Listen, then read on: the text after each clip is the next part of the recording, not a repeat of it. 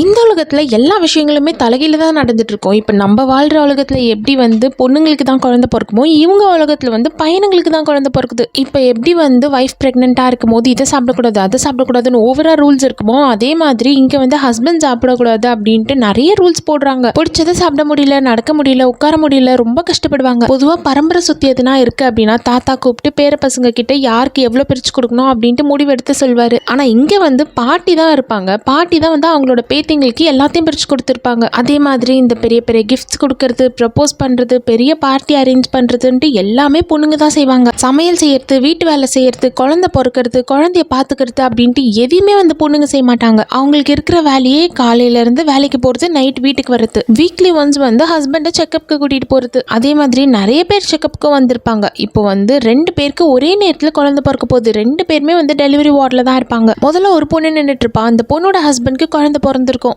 என்ன குழந்தைன்னு பார்த்தா பையன் தான். இப்போ இந்த உலகத்துல பொண்ணு பிறந்தா சில இடத்துல எப்படி ஐயோ பொண்ணா அப்படின்ட்டு கேட்குறாங்களோ, அதே மாதிரி இங்க பையன் பிறந்த உடனே அவங்களோட ஹஸ்பண்ட் பையன் பிறந்ததுனால என்னையும் குழந்தையும் விட்டுட்டு போயிட மாட்டியே, என் கூடவே இருப்பல்ல அப்படின்ட்டு கேட்டிருப்பாரு. எந்த குழந்தையா இருந்தா என்ன, எல்லாம் நம்ம குழந்தை தான் அப்படின்ட்டு அந்த பொண்ணு சமாதானம் சொல்வா. ஆனா பக்கத்துல இருக்க பொண்ணு பையன் போய் பிறந்திருக்கான் பாரு, ஐயோ ரொம்ப கஷ்டம், ரொம்ப பாவம் உனக்கு அப்படின்னு சொல்லிட்டு இருப்பா. ஆனா பக்கத்துல இருந்த இன்னொரு பொண்ணு இருப்பால, அவளுக்கு பெண் குழந்தை தான் பிறந்திருக்கும். ஒரே சந்தோஷம், சொந்தக்காரங்கன்ட்டு எல்லாருக்குமே சந்தோஷம். எப்படியோ என் குடும்பத்துக்கு வாரிசு வந்துருச்சு அப்படின்ட்டு ரொம்ப சந்தோஷப்பட்டுட்டு இருப்பாங்க. ஆனா பையன் பிறந்ததை ஒரு விஷயமா கூட கன்சிடர் பண்ண மாட்டேங்கிறாங்க.